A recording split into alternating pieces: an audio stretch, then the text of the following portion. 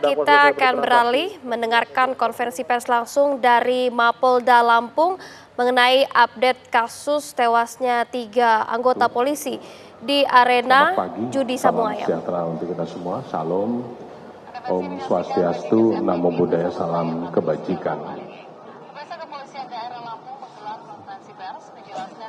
Rekan-rekan sekalian, pada pagi hari ini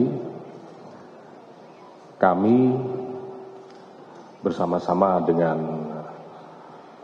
Pak Wadan Puspomat, Pak Danrem, Pak Wakapolda dengan segenap tim yang tergabung dalam tim investigasi bersama dalam penanganan kasus perjudian dan penembakan beberapa waktu lalu akan menyampaikan update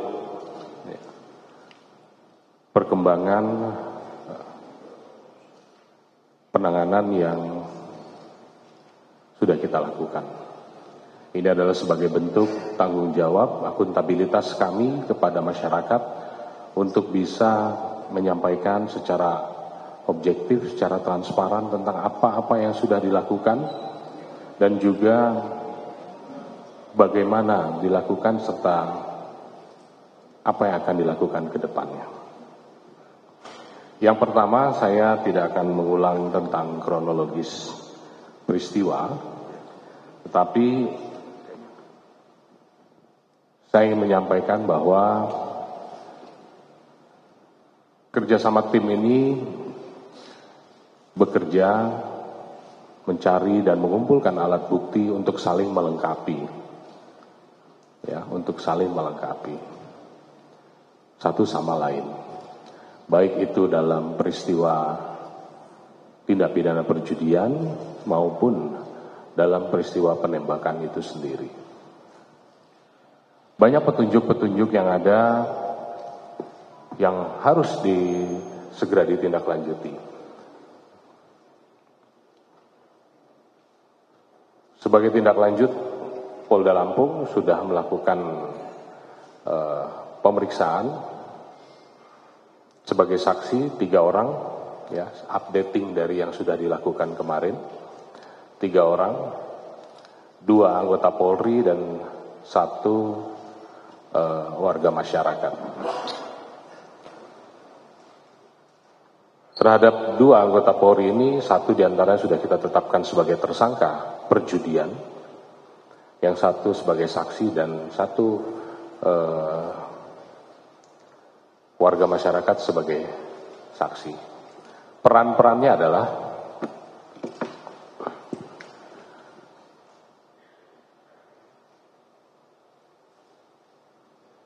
atas nama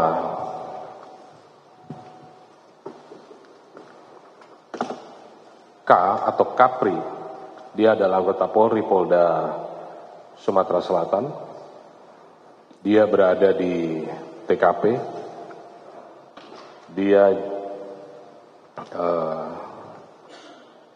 kenal, ini dalam kesaksiannya, ya, kesaksian dia sebagai saksi untuk tersangka maupun sebagai tersangka bagi dirinya sendiri. Kenal dengan pelaku sejak 2018, kemudian dia datang karena ada invitation dan 1 jejak digital di mana dia juga mengupload, membuat video ajakan. Dia juga suka bermain sabung ayam dan lain sebagainya, sehingga kepadanya kita tetapkan sebagai tersangka dan ini sudah ditahan. Yang kedua, anggota Polri atas nama Wayan dari Polres Lampung Tengah. Dalam keterangannya, ya, dia mengakui, dia mengetahui bahwa ada undangan, kemudian dia bersama beberapa rekannya dari Lampung Tengah menuju ke lokasi. Dia tahu siapa pengelolanya dan lain sebagainya, tetapi jam 16 dia sudah pulang. Sehingga yang bersangkutan kita jadikan saksi untuk peristiwa perjudian tersebut. Kemudian warga masyarakat atas nama Ibu N. ya. Ya, yang update-nya. Ibu N, saksi. N. Dia berjualan di lokasi, dia bisa menjadi saksi atas peristiwa perjudian dan juga menjadi saksi dalam peristiwa penembakan. Ini sudah yang saksi sudah kita periksa dan kita lengkapi alat buktinya. Kemudian mungkin akan ada yang bertanya, kenapa kok jam 16? Kenapa kok ini dijadikan tersangka ditahan, kok yang ini tidak?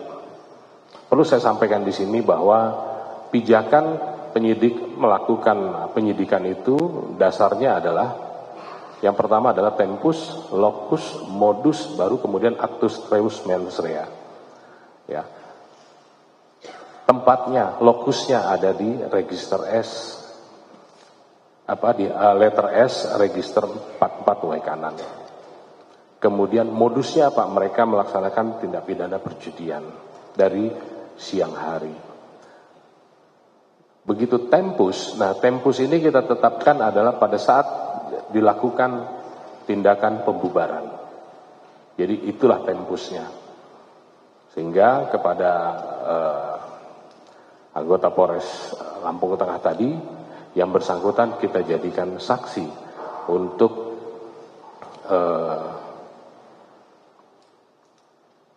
perkara perjudian dan juga penembakan.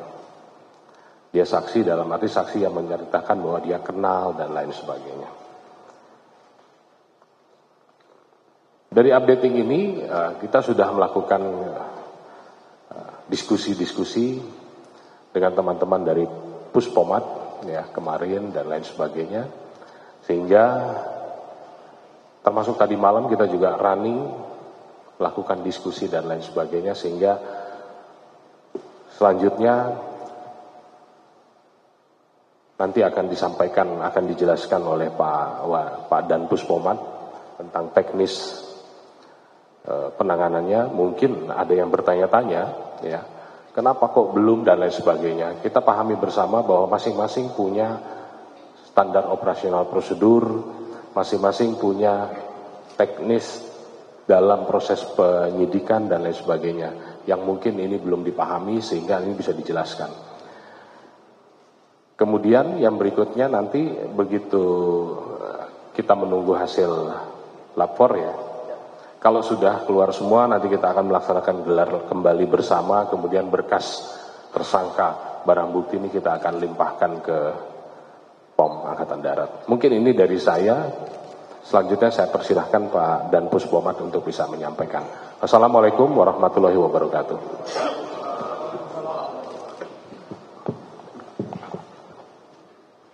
Bismillahirrahmanirrahim. Assalamualaikum warahmatullahi wabarakatuh. Selamat pagi, salam sejahtera untuk kita semua. Salam, Om Swastiastu, Namo Buddhaya, salam kebajikan.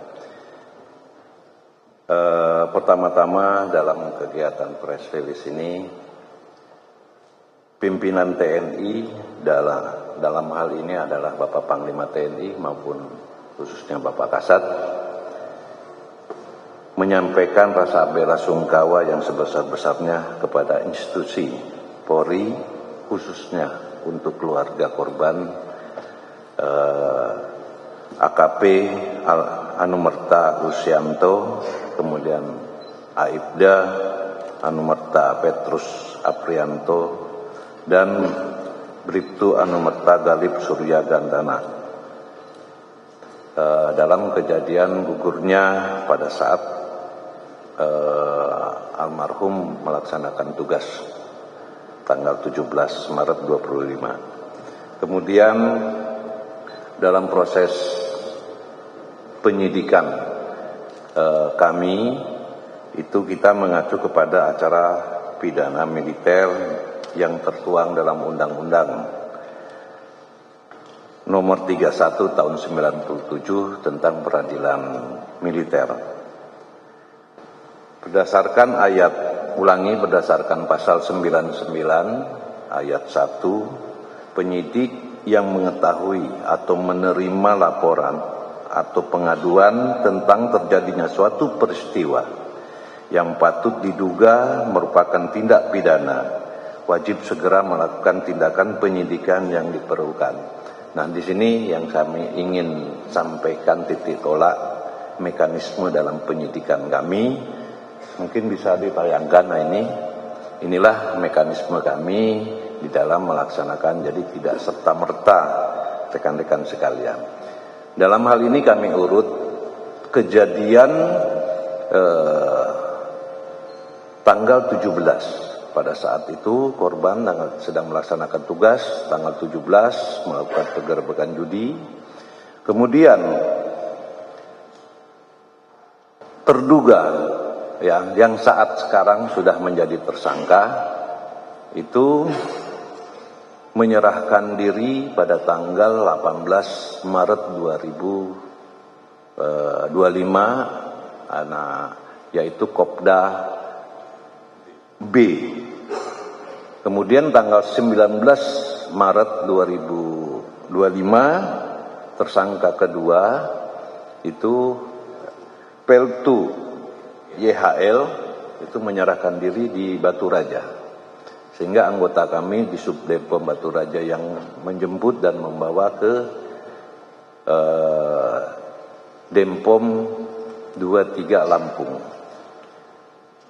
untuk segera diamankan. Kemudian pada hari dan tanggal yang sama, tanggal 18 maupun tanggal 19 Maret ini, Dandim selaku Ankum itu membuat surat penitipan terduga kepada Denpom untuk diamankan. Nah, pada tanggal 19 Maret, Denpom sudah mulai melakukan penyelidikan maupun ke arah penyidikan, di mana kita menginterogasi, mencari alat dan bukti dalam kasus pidana ini. Alhamdulillah pelaku mengakui, kemudian menunjukkan di saat dia lari dari lokasi itu membuang senjata di satu tempat. Akhirnya tanggal 19 Maret siang hari anggota Denpom melaksanakan pencarian barang bukti tersebut, dan syukur alhamdulillah ditemukan. Mungkin fotonya ada. Nah, ditemukan di sini. Nah, setelah alat bukti dan barang bukti kami temukan dan hasil pemeriksaan tersangka mengakui perbuatannya, maka dan Denpom koordinasi ke Polda maupun Polres untuk meminta pelaporan secara resmi ke kami dalam rangka untuk menentukan tersangka dan melakukan proses hukum lebih lanjut. Dan itu dilaksanakan pada tanggal 22 Maret 2025. Anggota dari Polsek Negara Batin atas nama Aibda Wara Andani telah membuat laporan polisi kepada kami tentang laporan polisinya tentang tindak pidana penembakan terhadap 3 orang korban yang saat melaksanakan tugas.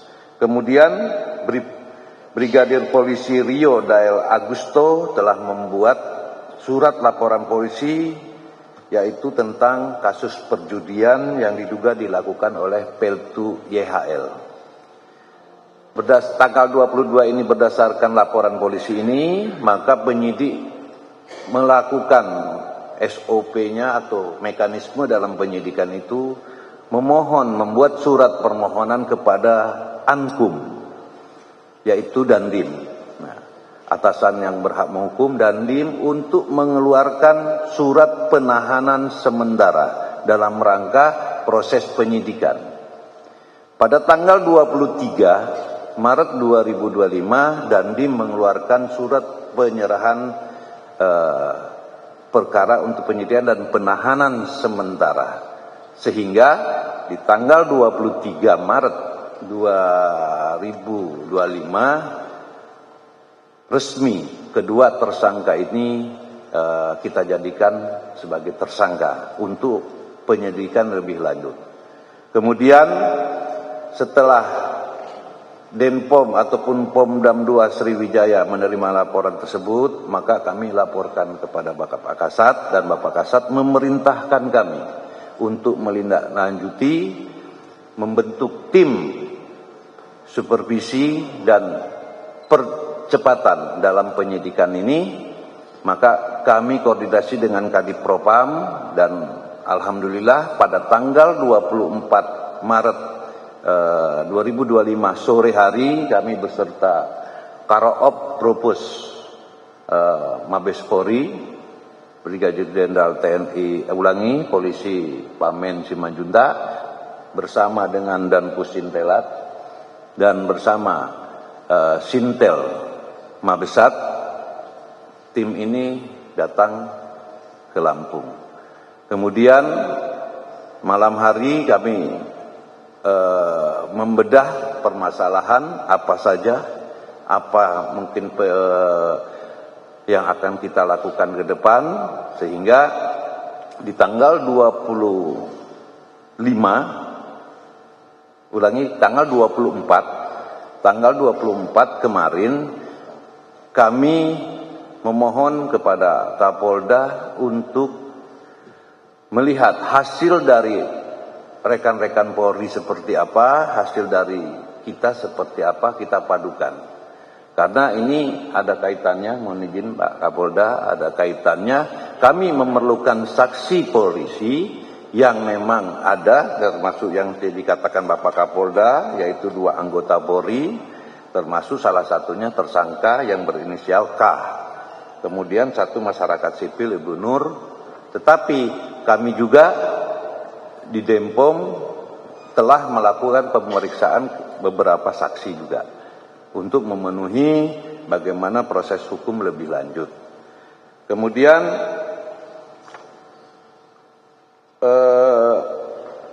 di dalam penyelidikan ini, dalam pelaporan polisi, ya, untuk Kopda B itu disangkakan pasal 340 dengan Yonto 338. Sementara untuk tersangka P2 YHL itu adalah laporan polisinya disangkakan di pasal 303 KUHP. Namun untuk Kopda B karena memiliki senjata pabrikan tetapi bukan organik, saya katakan itu akan kita lakukan undang-undang darurat juga tentang senjata. Jadi percayalah rekan-rekan sekalian, kami akan profesional, akan melakukan kerja dengan baik. Apa yang menjadi prosedur tetap kami jalankan. Kemudian komitmen Bapak Kasat juga sampaikan kepada kami, buka seterang-terangnya, transparan, kemudian proses hukum apabila memang anggota TNI Angkatan Darat ini salah, lakukan proses hukum dengan baik. Maka kami akan berupaya untuk percepatan, tim kami dari Jakarta 10 orang, kami akan memperkuat Denpom untuk segera menyelesaikan persoalan ini dan selalu bekerja sama dengan Polda, khususnya mungkin Dirkrim kami akan tetap lakukan. Dan jelas komitmen Bapak Kasat, kolaborasi ini harus dilaksanakan, jaga institusi kedua belah pihak yang sudah sinergitas antara TNI dan Polri, kemudian lakukan yang terbaik untuk bangsa ini. Mungkin bisa kami jelaskan seperti ini, kurang dan lebihnya saya mohon maaf. Saya akhiri. Wassalamualaikum warahmatullahi wabarakatuh. Terima kasih Bapak, kami haturkan atas penyampaian hasil joint investigation